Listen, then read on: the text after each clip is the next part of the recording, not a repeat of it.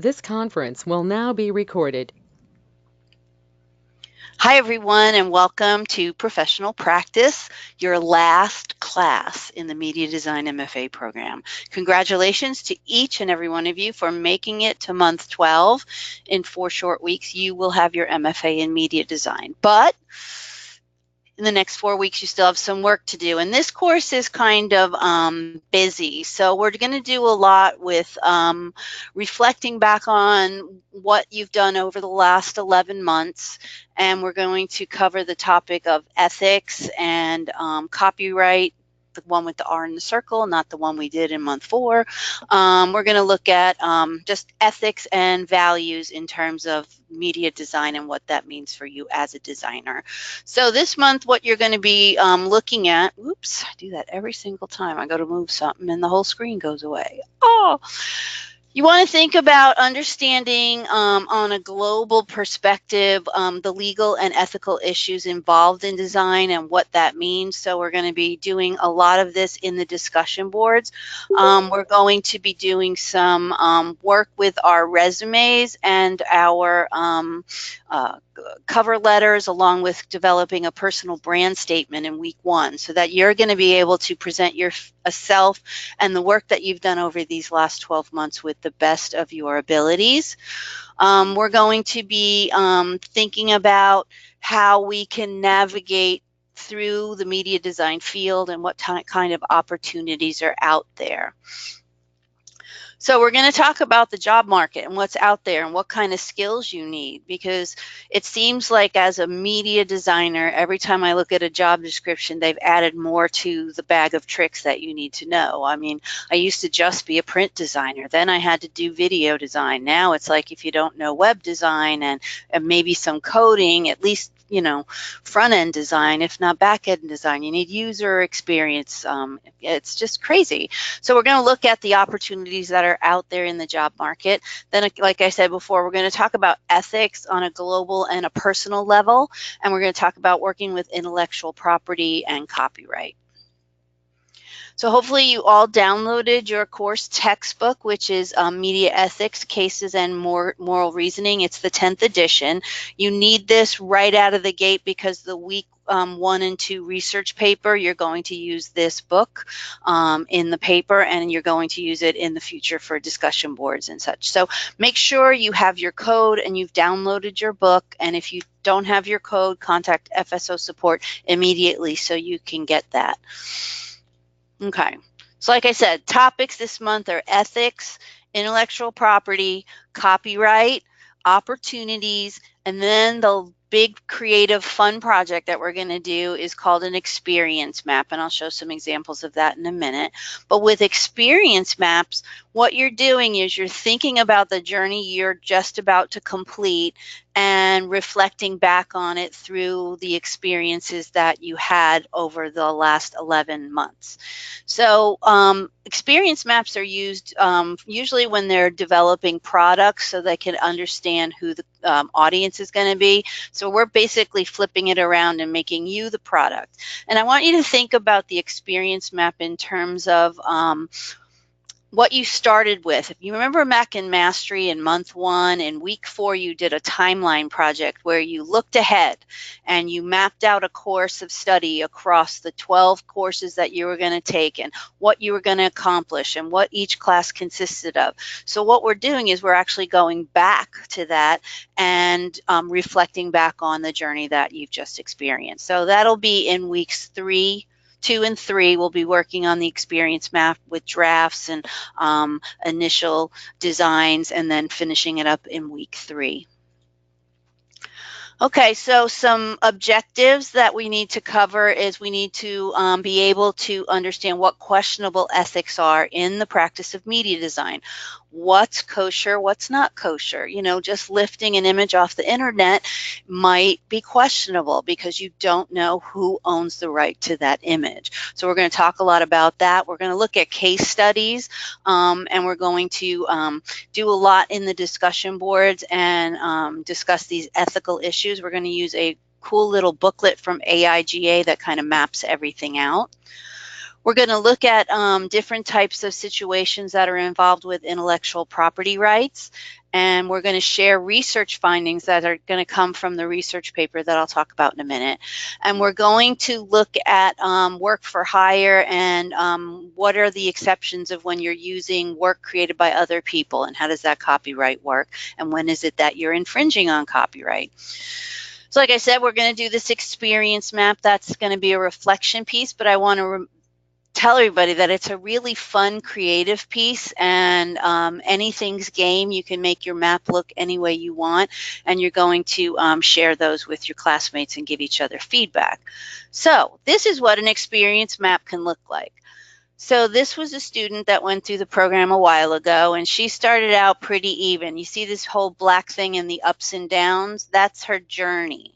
And she kind of breaks it out over the 3 semesters. So you want to think about the semesters in terms of this first semester was months 1 through 4, so mastery through effective copywriting.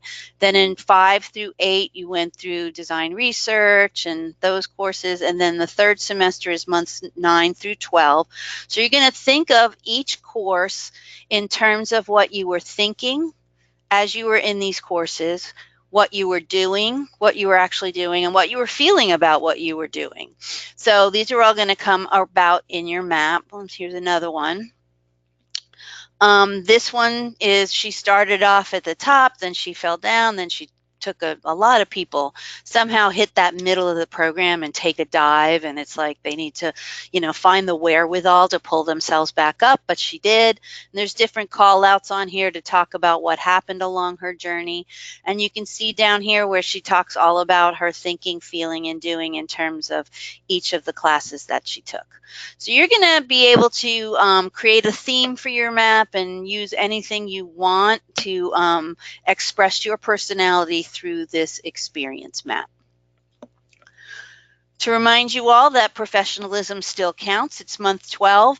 I am a little bit more lenient in month 12. If you need a little extra time to finish things, all I ask is that you let me know before the deadline, because what happens is the platform's going to lock you out if you don't get everything turned in. But if you let me know beforehand, then I can go ahead and open the assignment so it doesn't zero you out, because nobody likes to see zeros on their grading.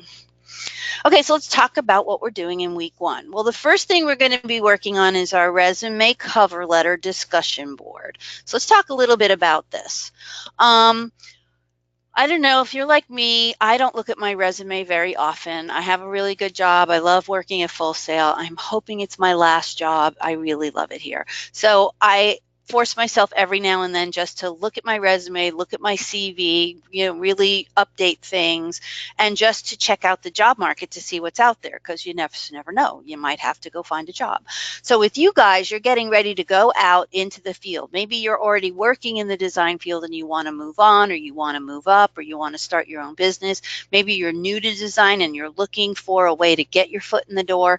So what we're going to do with this discussion board this week is help each other get prepared to get out there with our resumes and with our cover letters. So with this assignment, the first thing you're going to do is you're going to do some reading and some tutorial. There's a really great tutorial from Ina Saltz called Designing a Resume for Creatives. It's brilliant. I highly recommend you read it, and watch it and take notes and update your resume. So you want to go out and you want to look for a position in the field that you want to apply for. Remember, you did this in week 3 of Mastery. Remember when we did those worksheets where we got prepared to do the timeline for week 4, and in week 3 we did the research worksheet, and you looked for jobs and internship opportunities. So this is kind of a throwback to that. So go look for a job that you are interested in applying for and make note of it, because you're going to need to put that in the discussion board. You want to review your current resume and updating it using the guidelines from the Ina Saltz tutorial and the guidelines that are in the article that are right here from the Fast Company article called Include These Things in Your Resume to Get the Recruiter's Attention, and add those specifics that are in the article. They're really cool.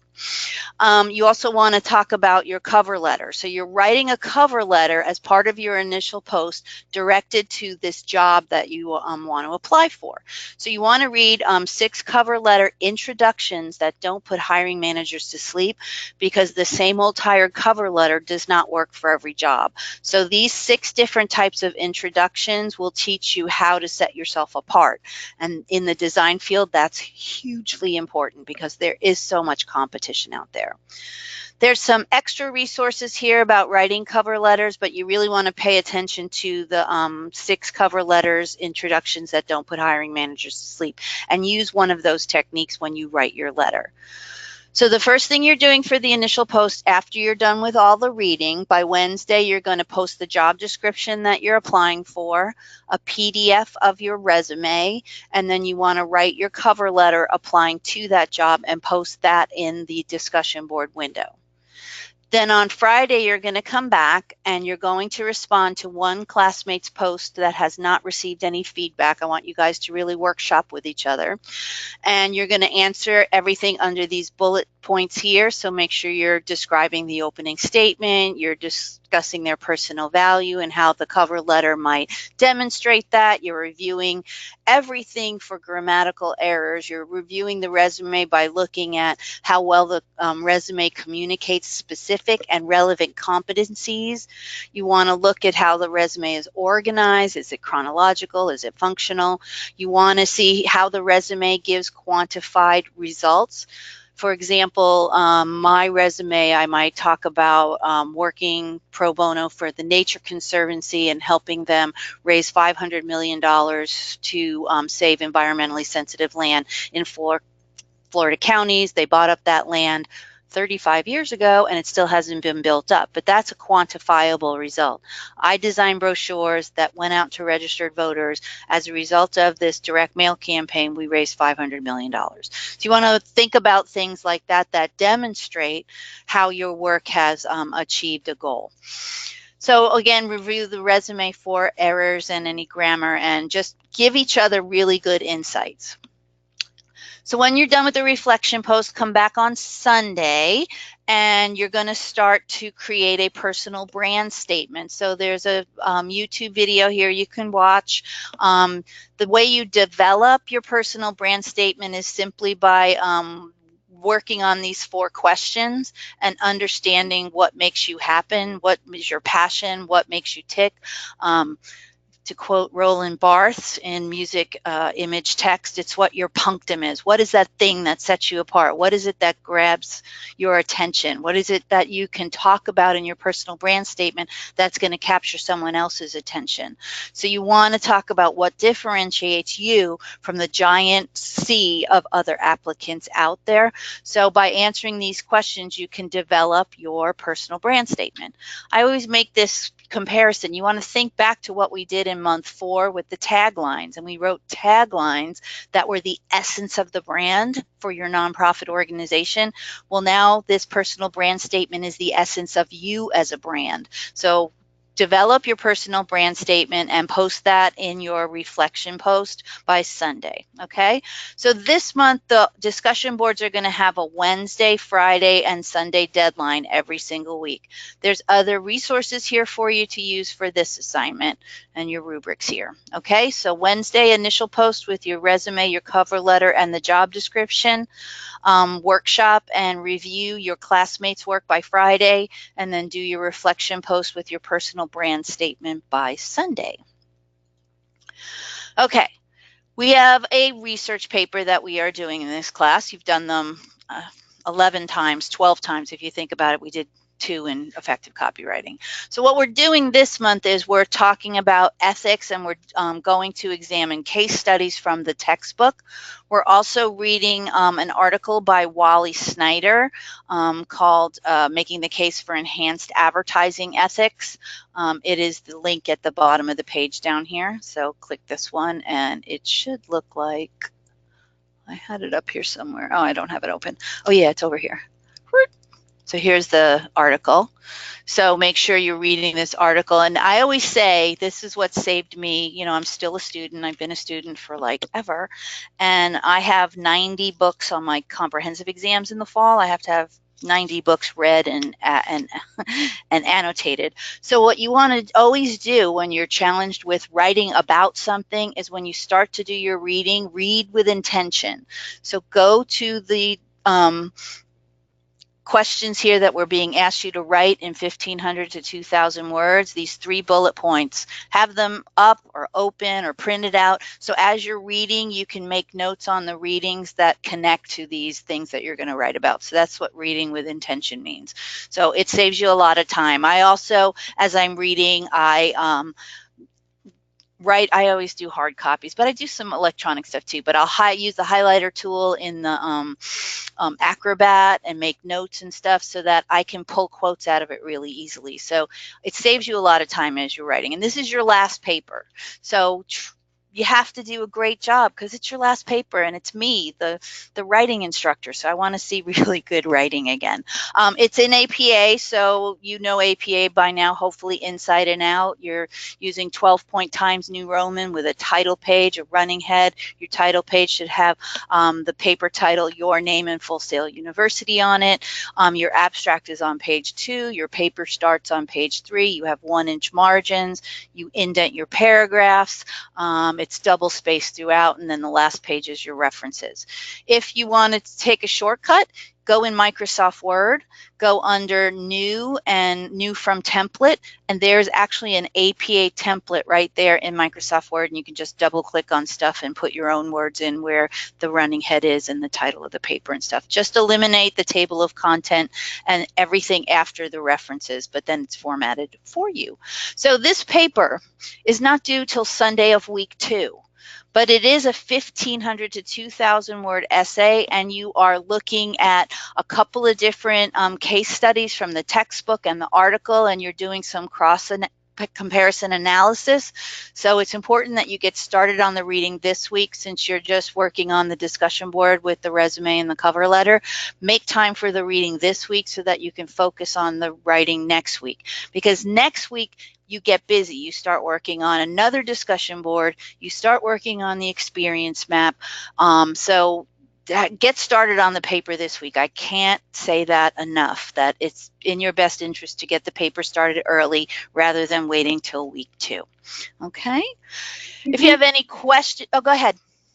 Yeah, I did have just one question that I wrote down earlier when I was looking at this. I think it's right there, let me see. Oh, the second thing where it says research the content from your book to find at least 2 case studies that support and or exemplify Snyder's article. My question was, can one of those case studies be in support of Snyder, but like the exemplifying of it be against Snyder, meaning here's a case study of someone who didn't use ethics, so this is why there should be enhanced ethics. Okay. Yeah. I just wanted to make sure, because I wanted one of mine to be in favor, but then I was I also wanted to do one that kind of shows here's someone who didn't, but and this is why there should be. Yeah, compare and contrast. That's really good to do because you're creating an argument for proper ethics. And what Snyder is doing is making this case for an enhanced advertising ethics because, I don't know, every time I watch TV and I see one of those drug commercials, I'm like, or hospital commercials. Since when do I get a choice of what hospital I go to? I don't know. I just don't understand all this medical advertising. And he talks a little bit about that in the textbook. There's some case studies on medical advertising. You're also looking at social media advertising and what can go wrong with that. So you want to make sure that you're really digging through the book and finding things that really connect to you and connect to the Snyder article. Okay? That was a good question. Cool. Great. Thank you. Okay. Anything else? That's it for me so far. Everything else I understand. And because this week I'm just pretty much working on, I'm sure I'll have more next week when I begin writing, but this week I'm just doing the readings. Good. And read with intention. I kind of did what you said. I did a lot of annotating as I was reading. I have different highlighter marks. Yep. I have examples circled. Yep. I have yellow and green when it's electronic, and then with my physical books, I have pencil first, then yellow highlighter, then green highlighter when it's really Yeah, super important. I had like pink highlighter for like what were like facts, yellow for like what was kind of like his argument stuff, and then like orange for like how the consumers were feeling. Oh, you are singing my song. I love that.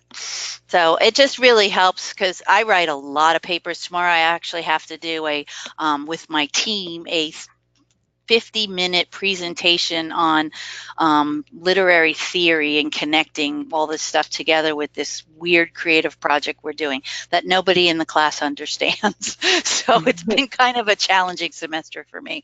So being organized can really help you when, like, suddenly maybe something in your life happens, like suddenly you have to like go out of town on a business trip. If you're organized, stuff doesn't get lost in the shuffle. So I really like how you annotate your text with the different colors to mean different things. That's excellent. Yeah, because it was a since it was like an article, and then since we really needed to like work it with the paper, I was like, Mhm. I don't want just like one color throughout everything. Yeah, because then it doesn't mean anything.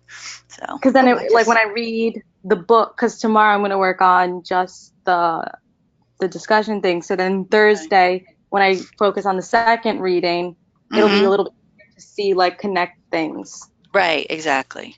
Exactly. Good. All right. And then with the resume workshop, we used to do this other assignment. I didn't like it. I said, we need to do something that's going to help, these students when they get out there to be prepared. And I said, I said to Don Larson, our program director, if they're anything like me, they probably haven't looked at their resume in a while. So maybe we should do like a workshop where we're all helping each other put out the It's actually best funny that that's the version of assignment because I just like recently like refreshed mine like with a new ourselves. Oh, look and good. everything. Perfect. Then you're ahead of the game. Cool. But now you'll get feedback from everybody else. And I think the proofreading thing, when I read somebody else's work, I can find typos that they might not have seen. So sometimes I think that alone is really beneficial because there's nothing worse than putting up a cover letter to a job and there's like one typo in it. And that's all the recruiter needs to see. And you immediately go in the trash. And you're like, you never hear from them. You don't know why. So having these That's extra set actually of so eyes. true because I was like recently re-looking at like my portfolio work from my bachelor's degree, and I noticed a couple typos like in the work that me and my teacher never caught. And I was telling my Hmm. mom, I was like no one ever caught it. And I was like, I think it's Hmm. crazy. I was like, it's probably because like we were looking at the work so much Yeah, that it's like things just start to jumble together, so you really never notice. Because I was like, how did we right. not catch this? I know. And I always I feel say, like if you had, I feel like if there was another pair of eyes, they would have caught it immediately I because know, they because hadn't when looked you're at looking at it, you're so close to it. It's like putting your hand in front of your face. You don't even see the lines on your hand anymore. So sometimes when you're working on something, have you ever like been working on like a logo that's like a word of something and suddenly the word doesn't make any sense and you think it's spelled wrong, but it's seed company. It's spelled right, but why does it suddenly look wrong? Because you've just been looking at it too long. So sometimes you Yeah. have to, I always say that with papers too, like get your first draft done, then set it aside for a day. Come back to it with fresh eyes and read it aloud as if it was a radio script. And just that action of doing it orally like that so that you can hear your sentences really helps you find any kind of grammatical errors. So I do that with emails, I do it with papers, I do it with any type of written communication so that I'm double checking myself that my grammar is correct, my spelling's correct, that I didn't, type fro instead of for, which the spell checker Yeah. doesn't pick up. So, all right, good. Well, I'm really excited for you guys because it's all coming down to a head, and it's all going to be over really soon, and it's exciting, but it can be scary at the same time because like suddenly you're done and you're like, okay, now what? What am I supposed to do now? So I know some students have been like, okay, I'm not ready to not do a discussion board post on Sunday night. So it might take a couple weeks for you to like realize you're graduated and you've accomplished this. But you should all be very, very proud of what you've done. I've heard really excellent things about this cohort and the work that you've produced since I saw you last in month 4. So I'm really excited to see your experience maps and help you. Yeah, actually, my main project was an expansion of the work from that class. Oh, good. Yeah, I ended up choosing that work. I saw that a bunch of, what was I reading today? Oh, my last group in month 12, a lot of them use the testimonial ads from Effective Copywriting for part of their thesis project. So I thought that's kind of cool.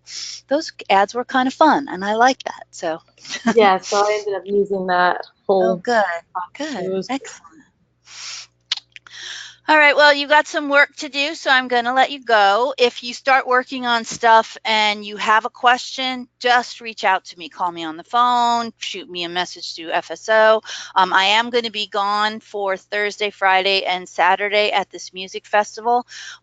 Usually the Wi-Fi is spotty. There's supposed to be less people there, so maybe it'll be less spotty. But I always get up early in the morning and I check email when most of the people are still sleeping because they had too much fun the night before. So I can get on email usually in the morning. So I will be in touch with everybody, but just be patient. If I don't get back to you right away, it's because I'm disconnected from the outside world. Have fun. Thank you. We always do. It's our annual adventure that my husband and I like to do every year. So it's really fun. We camp out and we act like hippies for 4 days. So. Oh, that sounds awesome. I know, and I'm going to probably be the only one there carrying 2 books of theory in my suitcase because in case I have a moment. A book everywhere I go. I'll be like a party, like just in case I get bored, I need this book. Yeah, I've got to be prepared because I have 4 readings due on Wednesday of next week that I have to read between now and next Wednesday. So it never stops. All right. Okay, well, you guys have a good night. I'm so excited to work with you again. Thanks for coming. Thank you. Bye. Bye. See you next weekend.